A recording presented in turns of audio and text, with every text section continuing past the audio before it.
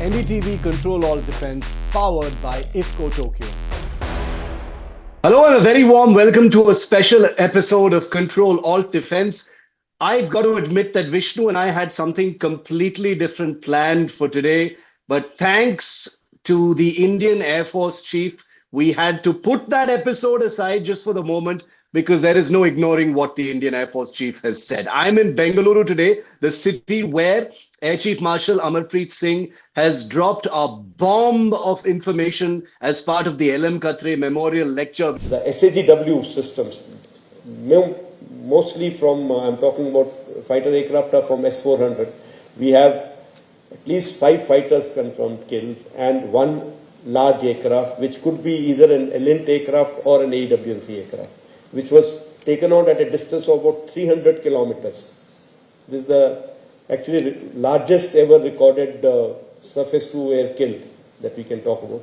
Vishnu, you've just come back from Israel and you've had to dive back right into the studio. And, I had to stop you before you got to the studio so we can finish this podcast.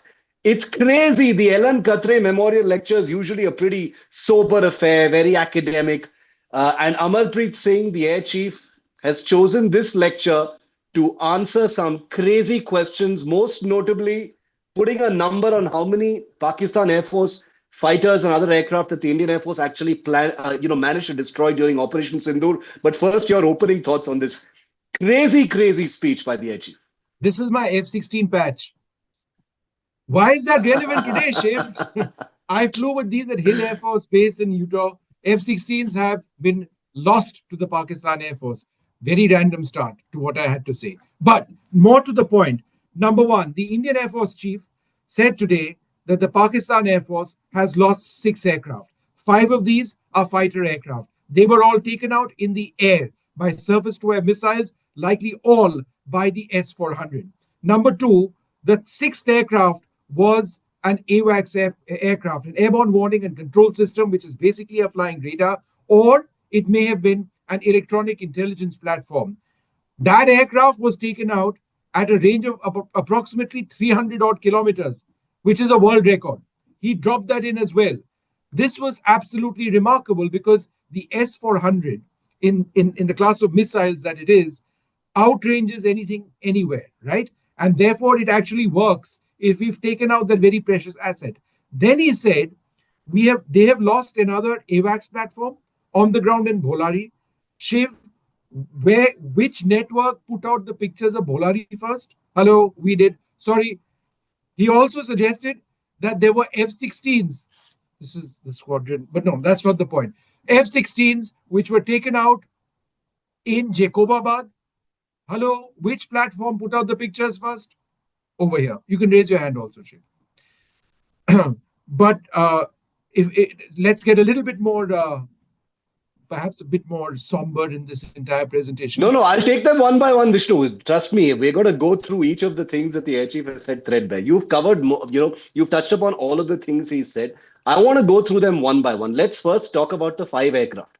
We'll come to the AWACS aircraft second. The 5 fighters that have been shot down by surface-to-air actions from the Indian side.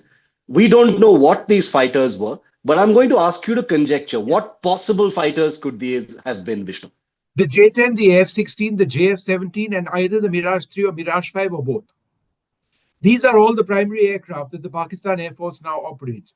If the S-400, and I'm assuming that all of these were taken out by the S-400, right, did take these aircraft out, it would have been at very long ranges. It's not just this one record kill which the Indian Air Force did with the AWACS. The Pakistan Air Force is an extremely professional Air Force. They know about the S-400 system. Why? Because their best friends, China, operates the same thing. Therefore, they know the ranges in which it can actually work. Therefore, they would have been flying cautiously, knowing that they need to be outside the envelope of the S-400. But if you've got 6 aircraft lost in the air, presumably all to the S-400 or to some other surface-to-air missiles, it shows that our surface-to-air missile regiments are able to hit the Pakistanis deep inside Pakistani airspace. That means their J-10s are vulnerable, their Thunders are vulnerable, their Mirage 3s and Mirage 5, very old aircraft, but they use them for glide bomb attacks, and their precious F-16s, which I would suggest still represent their sword arm. right? Those were, now he didn't say which planes these were, but 5 aircraft knocked out in the air and a 6th one, which is a ultra precious AWACS. That's huge. And we haven't even started speaking about the losses on the ground. I want to finish all the stuff that was knocked out from the air first, then we'll go to the ground because, when it comes to the ground, Vishnu, between you and I think we've covered everything that has happened on the ground. But the Indian Air Force chief has, in many ways, added a confirmation to it, added a validation to it, and added enormous amount of detail to what you and I have been reporting. And I see that as a confirmation of NDTV's reportage as well. The 6th aircraft in the air, Vishnu.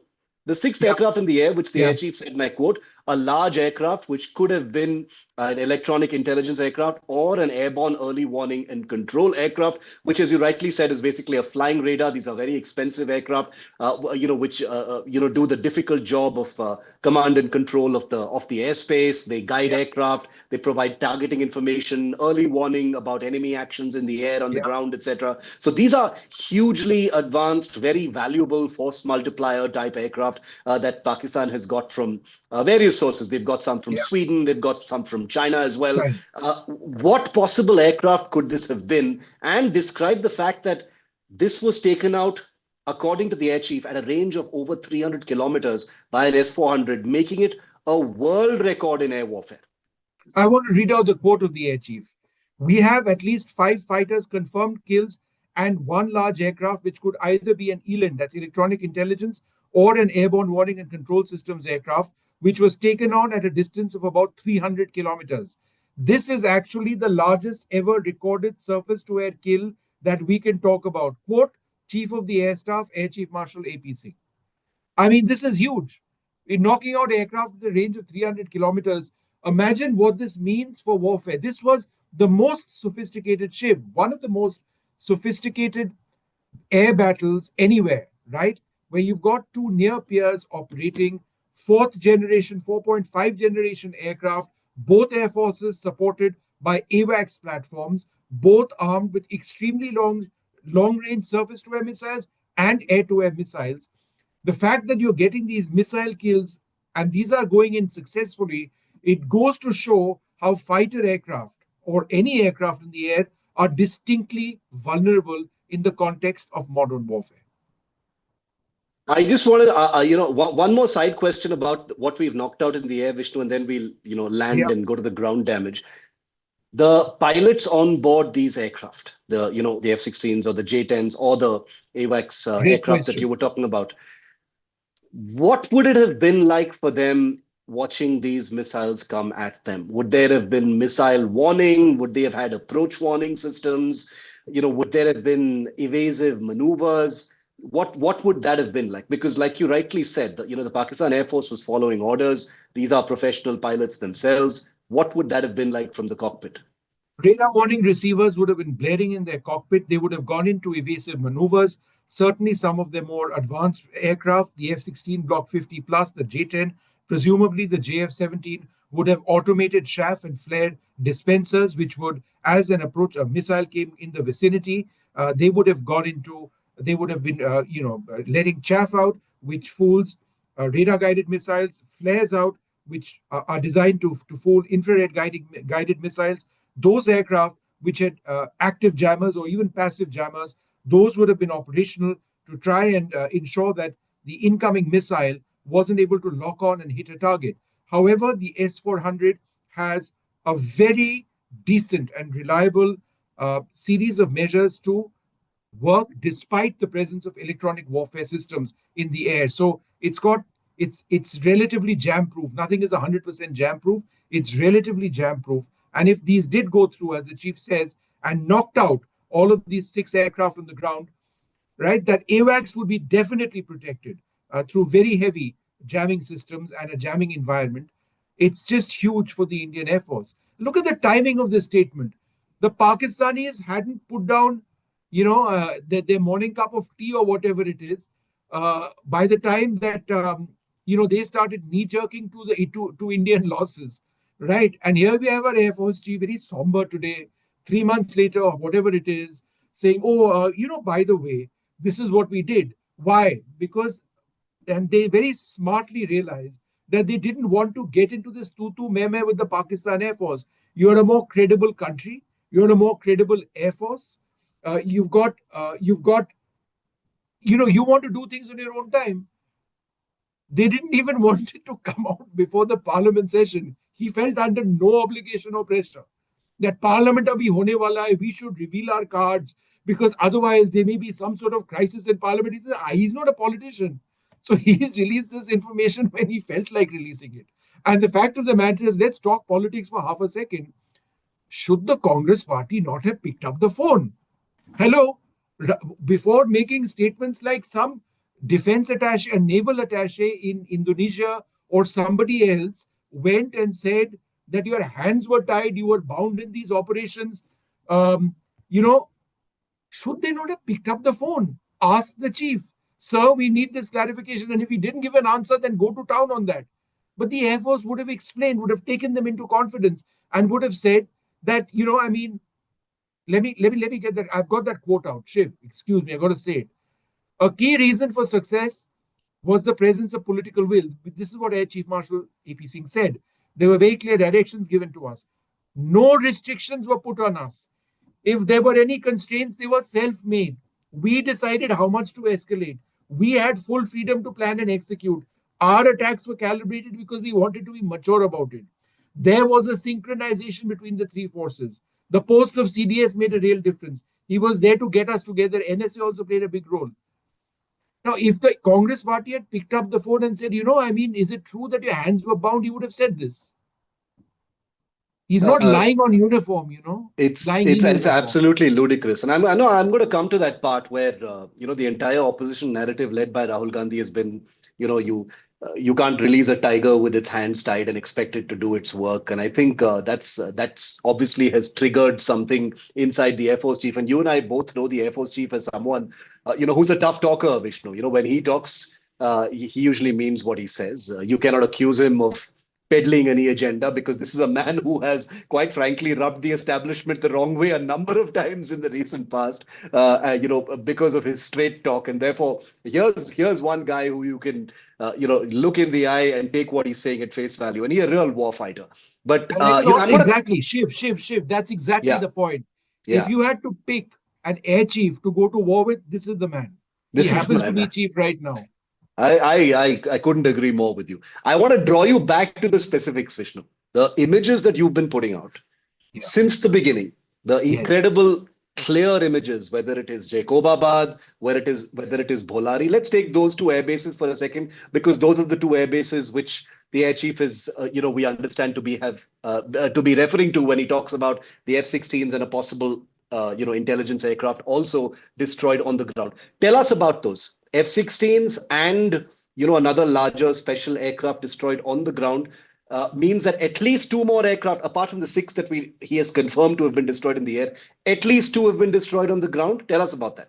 And we've got the pictures. UAVs are also aircraft. Some of the Chinese Wingloom series, UAVs are very large UAVs. Sukur, he's referred to that. We flattened it, and we had those pictures up first.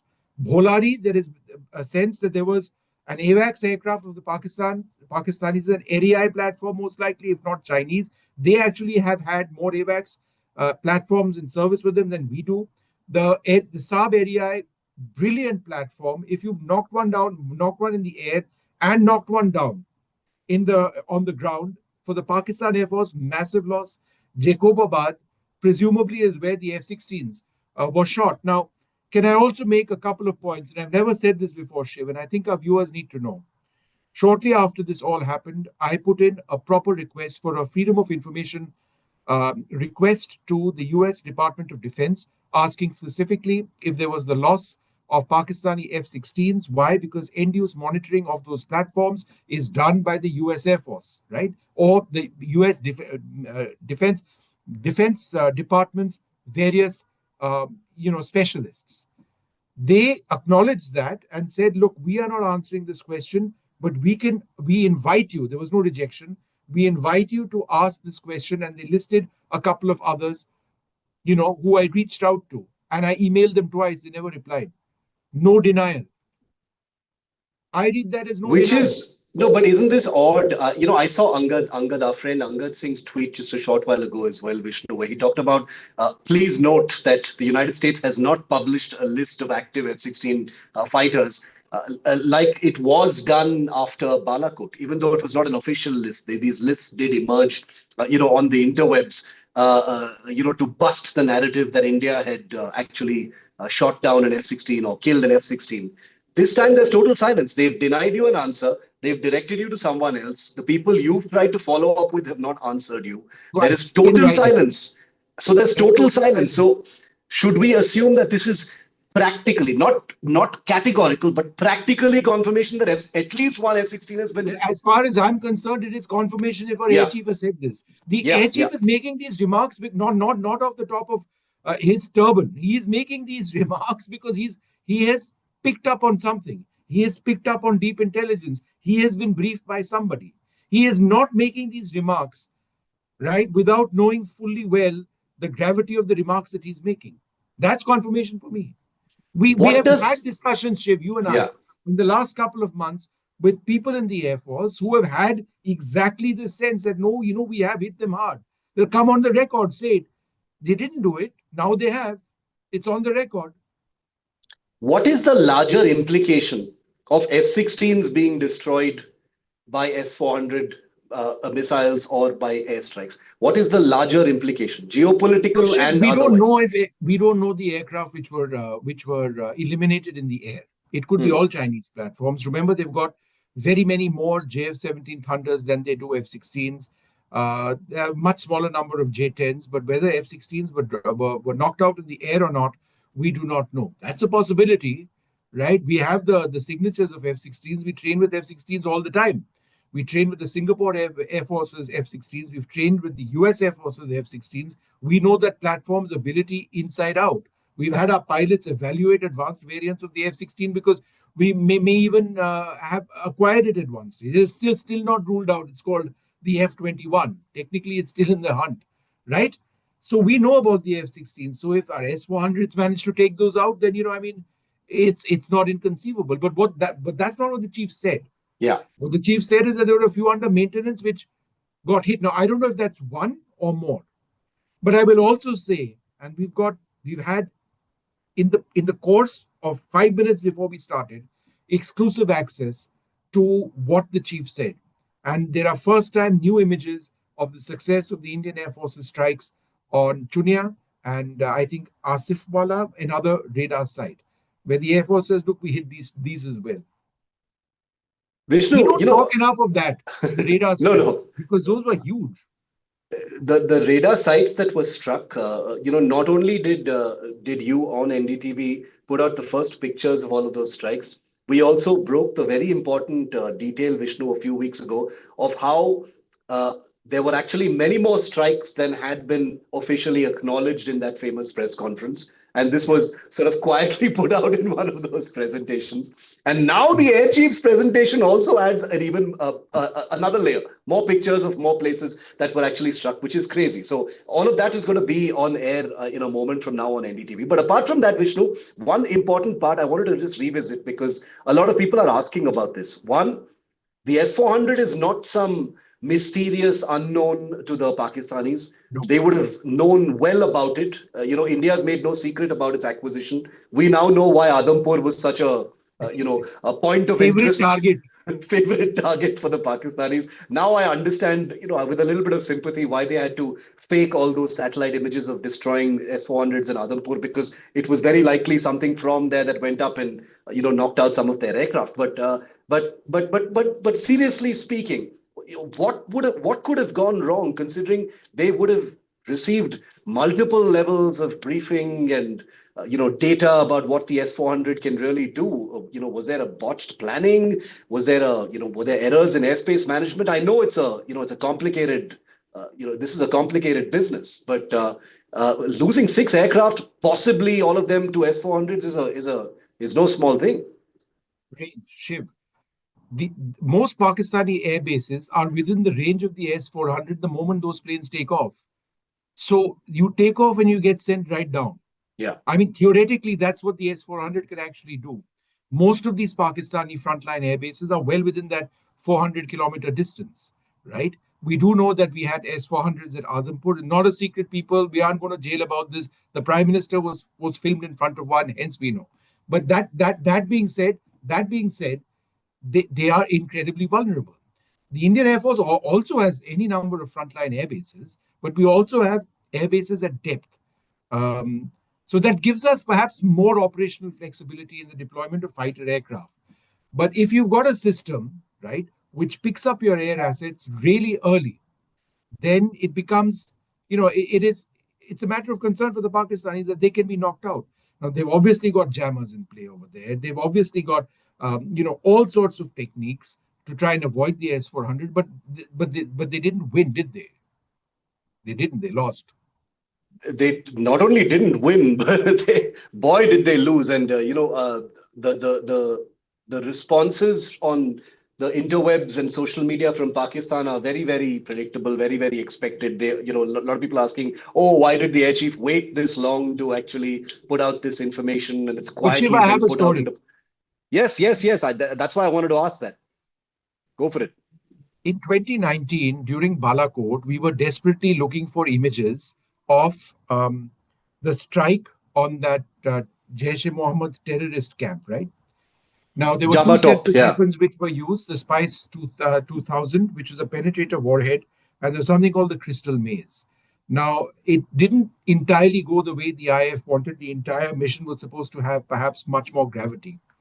But on the entire issue of whether the Spice 2000s, which had penetrator warheads, struck their particular targets, the Indian Air Force absolutely 200% repeatedly told me, we 100% hit it. We 100% hit it. But because there was no satellite imagery to prove that they were right or wrong, it's not like they had Maxar pictures then that we have now. All right. Today, the Air Force chief said something interesting. He said, we had a real problem in 2019 when we were unable to convince our own people of what we did in Balakot. And he presented a picture of what they did in Balakot. This is a picture that I was able to source. It wasn't Maxar, it was somewhere else, which had 3 small points on the roof of this jihadi hostel, right? He's put that out today, and I gave it to Samir Joshi, who was busy analyzing all of this, and it was passed on to the Indian Air Force as well, and that's the last I heard of it. The Air Chief, in his official presentation today, put out that picture and said, this is where we struck. So that's sort of validation for, our small efforts as journalists. And, it felt important, yeah. No, absolutely. And, one final point to just round this off, when the air chief actually sort of very ruefully says, we had to convince some of our own people here. There must be a sense of deja vu right now. There are people in the opposition. There are people like Rahul Gandhi who've been, legitimately raising issues about Operation Sindoor because that is important to do. We've had 2.5 days of debate in Parliament as well. But the kind of highlight, the flashpoint, or the sexy part of the whole debate has been something that the air chief has shot down so easily today. The whole point about the Air Force having its hands what's tied. Going to happen next, Shiv? Incredible. What's going to happen next are people, many on Twitter, many may not even be from Pakistan or their whatever their ISI this thing, who will be saying, give us proof, show us the pictures. I mean, this is what it's going to boil down to, and that's the tragedy over here. There is overwhelming proof that 2 aircraft went down in 2019, the day after Balakot. One was Abhinandan. We had nothing to hide about it. There was a second parachute over there. There were sound bites of people over there. That information was suppressed by the Pakistanis. Depending on the altitude at which these aircraft were struck, depending on the extent of the damages, Pakistan may have been well placed, well positioned to hide, the remains of these aircraft. It's not always. It falls into a jungle. Who's going to go over there and take cell phone pictures? It's not always easy to do that. And they can suppress information in manners in a way in which we in India can't. We're a fundamentally different country. So people are going to ask, where is the evidence? The Pakistanis are now going to jump immediately onto it. There is no evidence. And then, they're lying through their teeth. I'm sorry, they aren't. They've got tracks of missiles hitting targets, right? He's come on record, look at those pictures, And there's obviously a great deal of more information which he's not about to tell anybody, on the basis of which he's decided to say, look, here's the point. He said that on the record. Why? He's obviously he's based it on something. It's the air chief speaking, for God's sake. I mean, you're right, Vishnu. I wish Rahul Gandhi had picked up the phone and spoken to the air chief. He's the leader of the opposition. He most certainly would have been able to get through to the air chief and get a categorical confirmation on this, which is what leaves a kind of bitter taste in the mouth. Because as you and I both know, and on Control All Defense, we've asked questions which have raised some eyebrows about Operation Sindoor and Pahalgam before it, which are legitimate questions to ask. But this tamasha has kind of derailed the entire debate. I suspect that what the Indian Air Force chief has said is only going to increase the politics. I don't think it's going to, silence the questions. Like you rightly said, we'll have people saying, "Arey, where's the proof? You're saying all these things. Are you under pressure from the government? Are you covering from the government?" Yeah. There will be goalpost shifting because we are a noisy country where strategic vision, military culture doesn't exist. Even after this incredible operation called Operation Sindoor that we are still talking about, and I don't think we're going to be stopping anytime soon. But I'll bring that to a close then. Vishnu, any final words, any last thoughts on what the chief has said? You're still looking through that presentation and all those documents as well. I think the fundamental point is, when there is a war, there will be losses. So did the Indian Air Force lose? We likely did. They aren't getting into the numbers, but they've said that everybody walked out of that. All right, number one. The Pakistanis, we are now saying, have lost as well. This is a fundamental truth. You cannot have two state-of-the-art air forces in the fourth generation non-stealth context, fight off against each other using incredible weapons of this generation without losses taking place. Accept that, but go beyond the losses to see what you've achieved at the end of the day. The Air Force chief has now explained that, look, by the way, so you say that we've lost 1, 2, 3, 4, 5, 200 aircraft. Whatever you may claim, this is what I've done. That's all I have to say. Vishnu, thanks very much. I think we've been through each and every highlight of what the air chief has said. Let's just hope that he does many more such speeches, many more such memorial lectures, because this is fascinating stuff.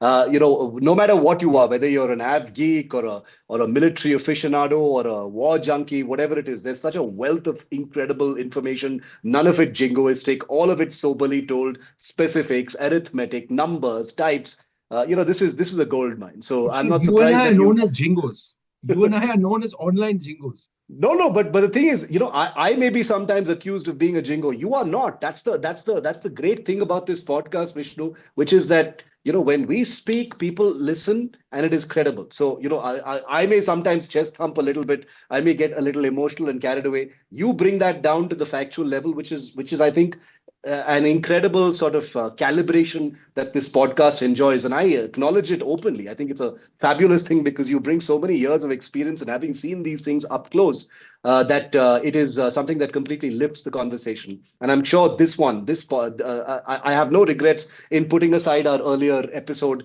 and recording this one. Which is a great one. Is going to come up next week. That's going to come up next week. That's going to be a great one. It has the former Air Chief.